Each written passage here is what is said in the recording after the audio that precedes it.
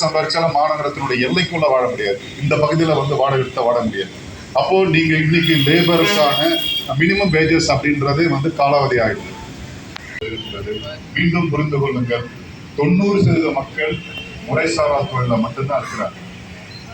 10% மக்கள் தான் தொழிற்சங்கத்தின் கீழும் அதுக்கும் கீழான மக்கள் தான் இருக்கிறாங்க.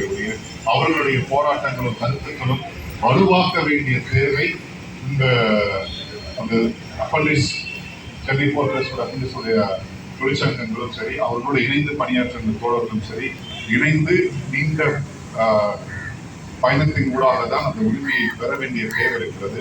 அது சட்டபூர்வமாக வந்தாலும் சரி, மக்களிடத்தில் இது வந்து நீங்க எனக்கு தெரிஞ்சு நான் என்னோட நண்பரோட அசோக் லேண்ட் போயிருக்கேன், லூகாஸ் டிவிஎஸ் போயிருக்கேன். நான் வந்து நான் வந்து ஆர்ட்ஸ் அண்ட் சயின்ஸ் படிச்சேன்.